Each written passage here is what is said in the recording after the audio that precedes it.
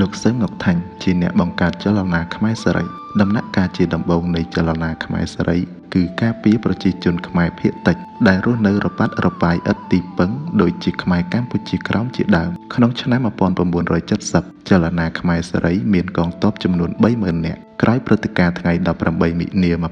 1970លោកសឹងងុកថាញ់ទទួលព័ត៌មានដ៏ច្បាស់ការថាប្រទេសខ្មែរកើតសង្គ្រាមគឺប៊ូដួយជាច្រើនម៉ឺននាក់ប្រើយីហោខ្មែរក្រហមនៅលើដើមទ្រូងពាក់រូបស្ដេចសីហនុស្រែកជ័យយោសម្ដេចឪរួចលោតវាយកំទេចសម្លាប់ខ្មែរលន់នល់ដែលជាម្ចាស់ទឹកដីពិតៗស្រាប់តែនៅថ្ងៃ27មេសា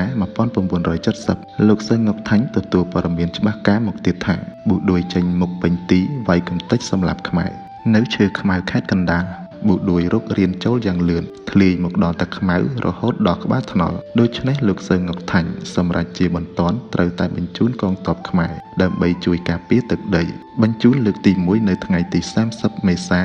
1970បន្ទាប់មកលោកទទួលព័ត៌មានមកថានៅថ្ងៃទី15មិថុនា1970ប៊ូដួយជាច្រើនម៉ឺនក្បាលចេញមុខវាយកំទេចសម្លាប់ខ្មែរនៅខេត្តកំពង់ធំពេលនោះច្បាំងទល់ទួលនឹងកងទ័ពជាតិខ្មែរដូច្នេះលោកសឹងងុកថាញ់បញ្ជូនកងទ័ពខ្មែរដើម្បីជួយការពារទឹកដីម្ដងទៀតបញ្ជូនលើកទី2នៅថ្ងៃទី30មិថុនា1970បន្ទាប់មកទៀតលោកតាមដានសង្កេតដឹងច្បាស់ថាសង្គ្រាមក្នុងស្រុកខ្មែរគឺយួនជាវិតកុងវាយកំទេចសម្លាប់ខ្មែរសាហាវជាងសាហាវលោកឈប់រារែកលោកសម្រេចធ្វើពលិកម្មលុបចលនាខ្មែរសេរីរួចលោកប្រមូលកងទ័ពខ្មែរសេរីទាំងអស់បញ្ជូនចូលកាន់ស្រុកខ្មែរជាលើកទី3នៅថ្ងៃទី9កញ្ញា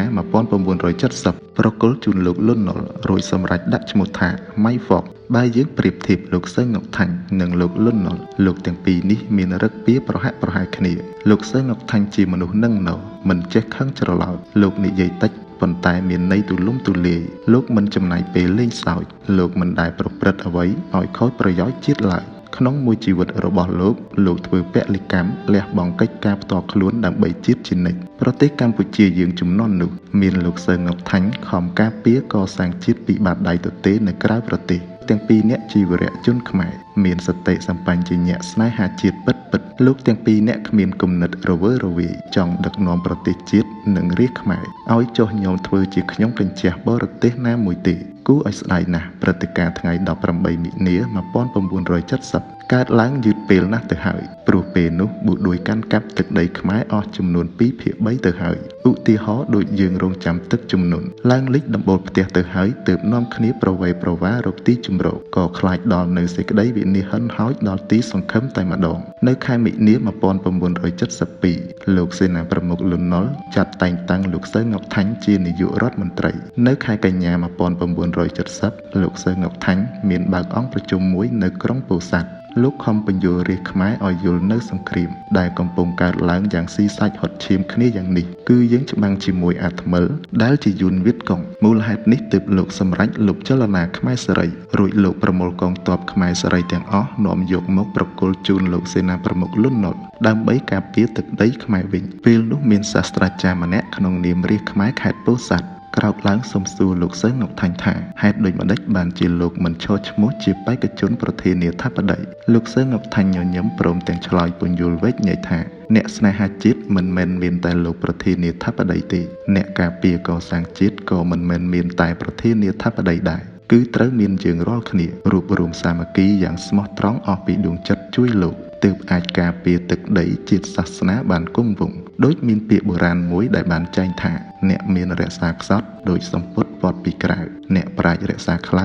ដោយសំពៅនៅសំប៉ានលោកសឹងងុកថាញ់បញ្ជាក់បន្ថែមថាខ្លួនរបស់លោកនិងលោកសេនាប្រមុខលន់នល់ដូចមនុស្សតែម្នាក់លោកសេនាប្រមុខហ៊ានធ្វើពលិកម្មគ្រប់បែបយ៉ាងដើម្បីការពារទឹកដីជាតិសាសនានៅក្នុងប្រទេសចំណែកលោកស្ម័គ្រចិត្តបម្រើនៅក្រៅប្រទេសនៅឆ្នាំ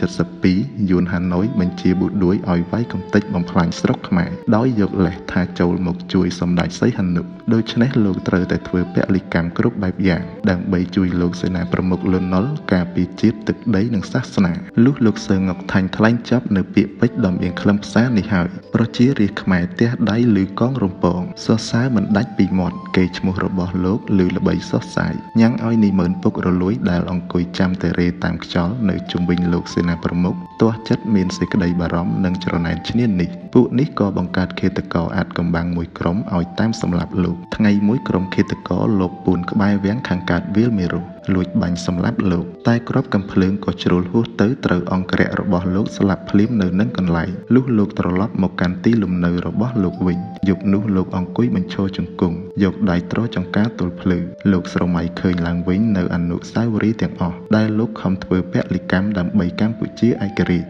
ដោយកាលពីឆ្នាំ1943លោកមានសេចក្តីក្លាហានដឹកនាំព្រះសង្ឃនិងរាជខ្មែរធ្វើបាតកម្មដេញបារាំងជាហេតុធ្វើឲ្យបារាំងរកចាប់ខ្លួនលោកក៏រត់គេចទៅជ្រកសំណាក់នៅឯប្រទេសជប៉ុន